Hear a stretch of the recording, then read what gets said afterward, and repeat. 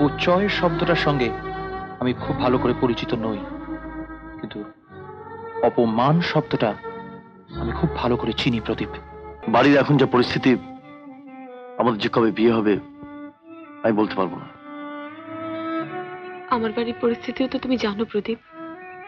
এতদিন বলেছি পরীক্ষা সামনে, এখন তো বলবারও কিছু নেই। একটা কথাও বলছিস না যে? এত বছর বাদে দেখা হলো। বড়দা এতই ব্যস্ত যে একবার এয়ারপোর্টে আসতে পারলো না।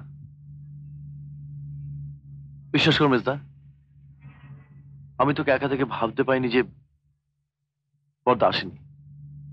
ভেবেছিলাম আশেপাশে কোথাও আছে।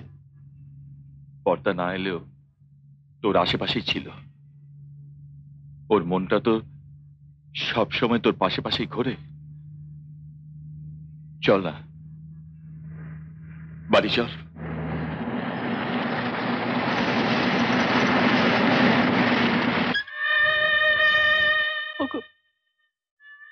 তুমি দেখতে পাচ্ছ প্রদীপ ফিরে এসেছে?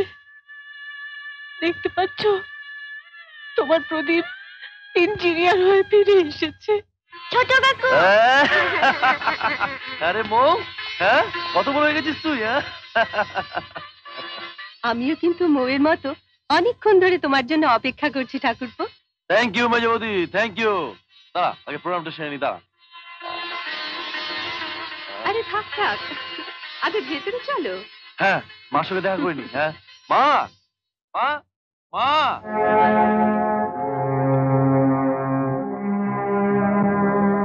মা, প্রদীপ, মা।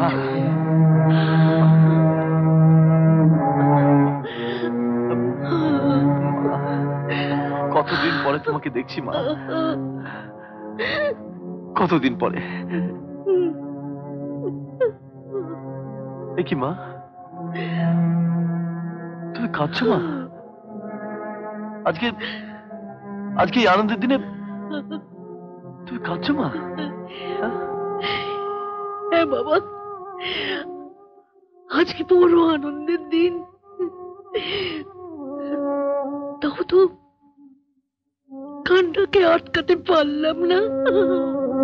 কেন মা, কি হয়েছে?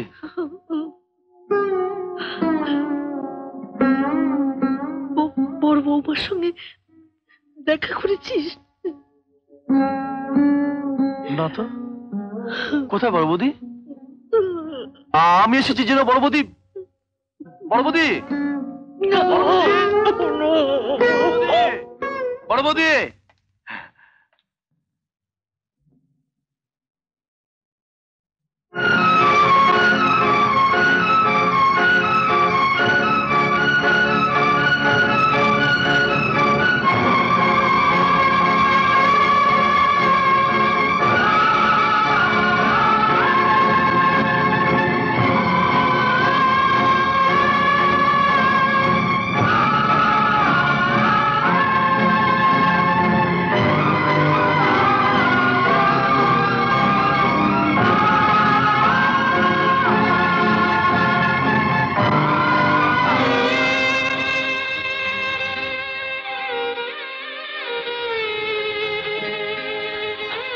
বড় বৌদি,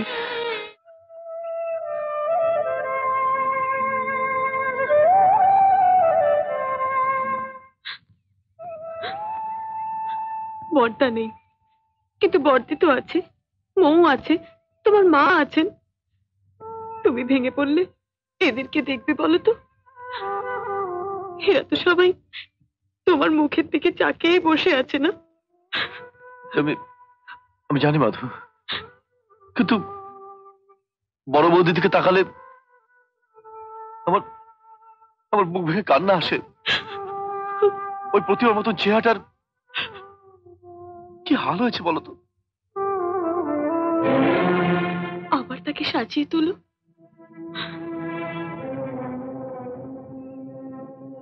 বাড়ির ঝি আর রাধুনী হওয়ার হাত থেকে তাকে মুক্তি দাও।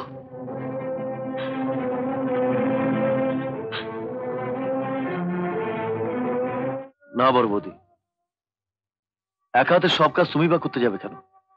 মেজবৌদি তো আছে, সেও তো তোমাকে সাহায্য করতে পারে। তা নাই বা করলো, মাধুরী এলে তো আর আমাকে একা সব করতে হবে না। থাক সে কথা। তুমি কি সোমবারই জয়েন করছো?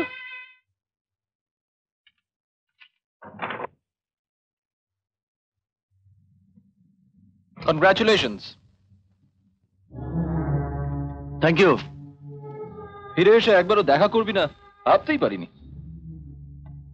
আমি ফিরে এসেছি এই খবরটা পেলি থেকে। কেন প্রণবদা, মানে তোর মেজদার কাছে? ব্যবসার প্রয়োজনে মেজদা তো প্রায় আমার কাছে আসে। ও, এটা আমি জানতাম না। ছাড় ওসব কথা, বল বিলেতে কেমন ফুর্তি হলো? ফুর্তি করতে তো আমি বিলেত যাইনি তপন। জানি গিয়েছিলি গুড বয়ের মতো একটা ভালো ডিগ্রি আনতে, তা এত ভালো রেজাল্ট করে এই কোম্পানিতে ঢুকলি কেন? তোদের কোম্পানিতে ঢুকলে ভালো করতাম, তাই না? বর্দা তোদের কোম্পানিতে চাকরি করত, মেজদা ব্যবসার প্রয়োজনে তোর কাছে যায়,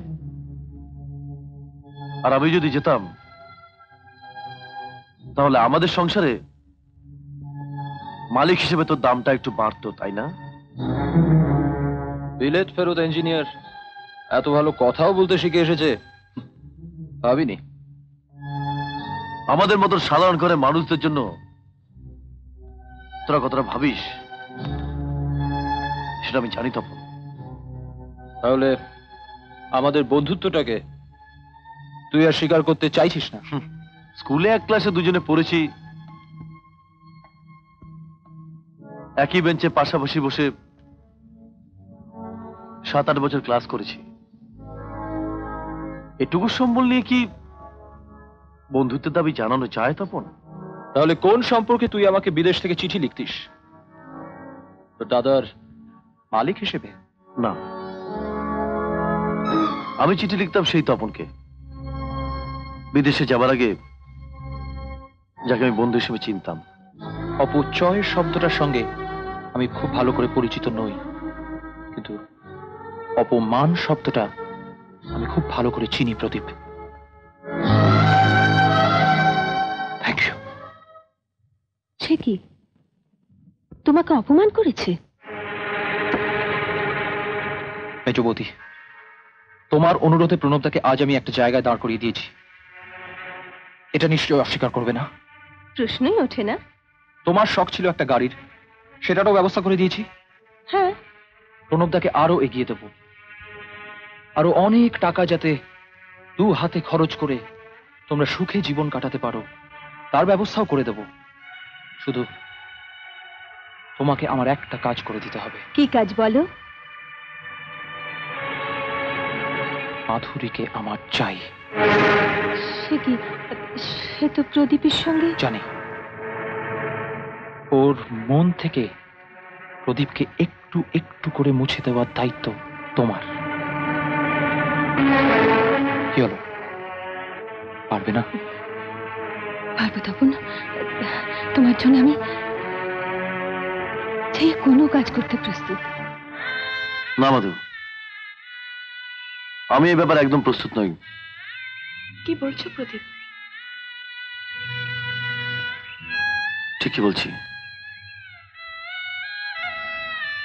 দাদার মৃত্যুর পর 1 বছরও পেরোয়নি।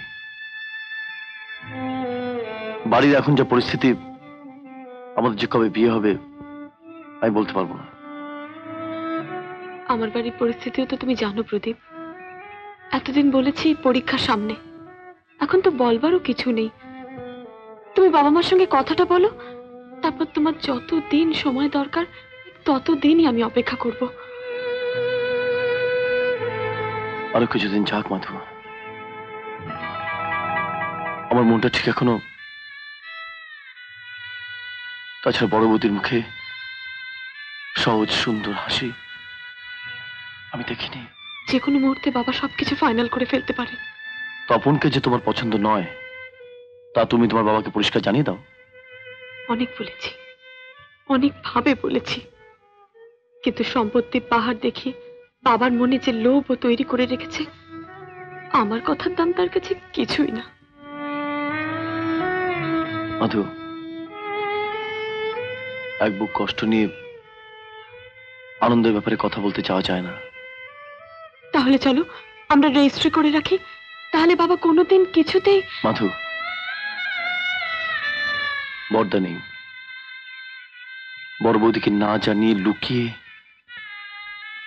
এত বড় একটা সুখের কাগজে সই করতে আমার আমার হাত উঠবে না। প্লিজ মাধু, প্লিজ আমাকে একটু সময় দাও। এরকম আরো অনেক সিনেমা দেখতে হলে ডাউনলোড করুন ক্লিক অ্যাপ।